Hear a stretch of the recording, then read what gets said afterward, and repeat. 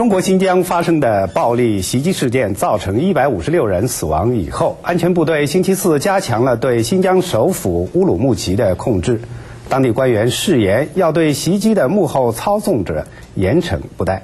美国之音的报道。这巡逻一天了，白天乌鲁木齐街头呈现出恢复正常生活秩序的景象，公共汽车和出租车恢复了营运，居民也开始上街购买生活用品。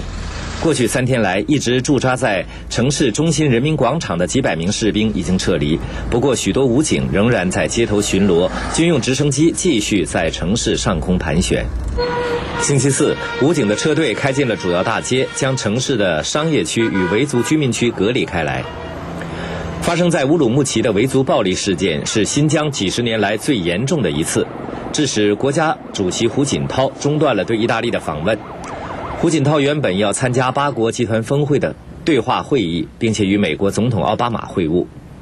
最近发生的民族冲突致使乌鲁木齐在过去几天里处于瘫痪状态，维族和汉族团伙在街头游荡，相互袭击。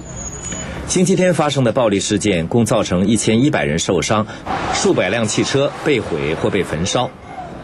目前尚不清楚究竟有多少维族人和多少汉人死亡，也不清楚到底是谁策划了这场事件。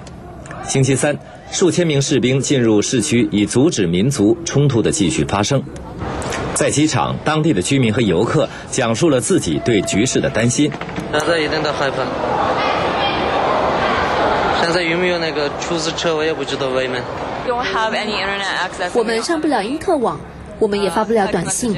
所以基本上都是从美国的朋友那里听到一些情况，他们从美国打电话到我的手机上。我们曾经一度很担心，因为我们不确定局势到底有多么严重。不过在喀什，一切都还算是正常。中国政府官员和媒体继续指责流亡美国的维族活动人士热比亚和他的海外追随者们是罪魁祸首。热比亚否认对自己的指控，指责中国挑起了事端。美国之音电视报道。